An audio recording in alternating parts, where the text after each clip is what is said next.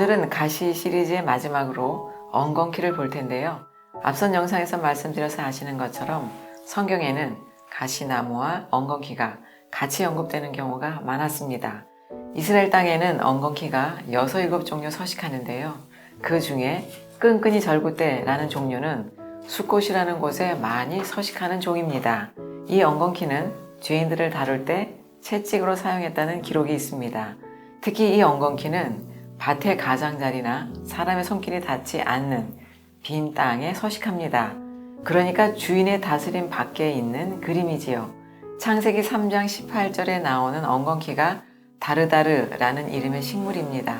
하나님께서 허락하신 것이지만 뱀의 미혹을 받아 아담 부부는 생명나무를 선악지식나무로 먹고, 즉 율법으로 먹고 옳고 그름으로 자신들을 보게 됩니다. 그리고 그들은 무화과 나뭇잎으로 스스로를 가리고 에덴에서 쫓겨납니다. 그들은 불순종으로 하늘로 예표된 에덴을 떠나 땅으로 추락하게 되는데요. 그 땅은 가시덤불과 엉겅퀴를 낼 것이라고 합니다. 거역의 결과로 만나게 된 그 나무 그늘 아래, 즉 가시나무가 그들의 주인이 된 것입니다. 창세기입니다. 내가 네게 가시덤불과 엉겅퀴를 낼 것이라. 엉겅퀴는 신약에서 2번 사용되는데 트리볼로스로 가시나무와 같은 의미를 가집니다. 성경에서 가시와 엉겅퀴는 사람을 괴롭히는 것, 땅의 거역, 즉 저주받은 모습입니다. 신약에서는 거짓 선지자를 표현하는 관용구로 쓰였는데 마태복음입니다. 그의 열매로 그들을 알지니 가시나무에서 포도를 또는 엉겅퀴에서 무화과를 따겠느냐. 땅의 또 다른 의미는 마음 바친 우리 자신을 비유하는데요. 히브리서에서는 가시와 엉겅퀴를 내면 버림을 당하고 불살라진다고 합니다. 왜냐하면 이것이 도의 초보이고 사람의 계명이고 죽은 행실이기 때문입니다. 히브리서를 보겠습니다. 만일 가시와 엉겅퀴를 내면 버림을 당하고 저주함에 가까워 그 마지막은 불사름이 되리라. 베드로 사도는 이를 뜨거운 불에 풀어져야 할 물질, 즉 내 안의 원수들이라고 했습니다. 다음은 이사야서의 용례들도 살피려 하는데요. 이사야는 1장부터 우시야 왕의 통치 말년, 이스라엘 백성들의 거역의 모습을 기록하고 있습니다. 패역한 이스라엘에게 하시는 말씀들입니다. 헛된 재물을 가져오지 말라. 마당만 밟는 가증한 제사는 내가 견디지 못하겠다. 마음이 없는 형식적인, 즉 절기만 지키는 제사는 내게 무거운 짐이다. 너희가 기도해도 나는 듣지 않겠다. 너희가 손을 들 때 나는 내 눈을 가릴 것이다 등 하나님께서는 말할 수 없는 괴로움을 토하고 계십니다. 이런 하나님의 고통은 사랑하여 혼인한 신부가 다른 남편을 찾아갔기 때문입니다. 그래서 그 신부가 돌이키도록 신부가 좋아하는 것들, 신부의 눈을 가렸던 것들을 제거하시는 것이 심판이고 동시에 복음인데, 이때 사용된 도구가 가시와 엉겅퀴가 되는 것입니다. 시편 23편에서는 이것을 지팡이와 막대기라고 한 것이고요. 이것이 하나님의 사랑의 추적이고 아버지의 열심이지요.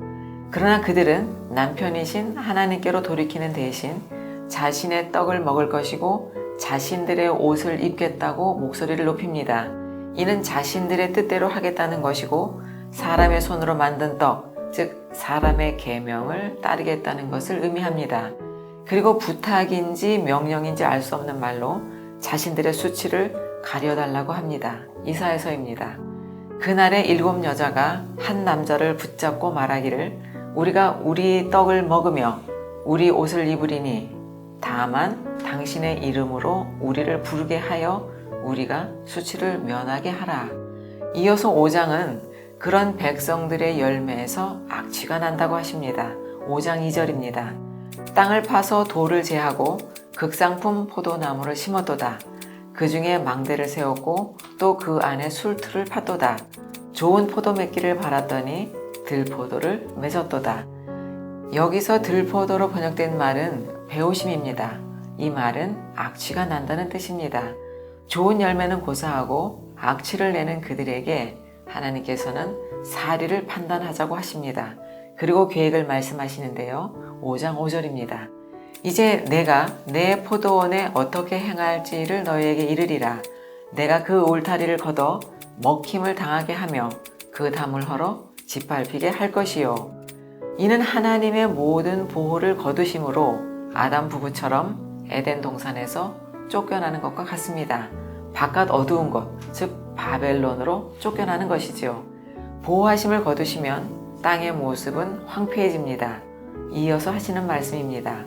내가 그것을 황폐하게 하리니 다시는 가지를 자름이나 복을 돋우지 못하여 찔레와 가시가 날 것이며 내가 또 구름에게 명하여 그 위에 비를 내리지 못하게 하리라.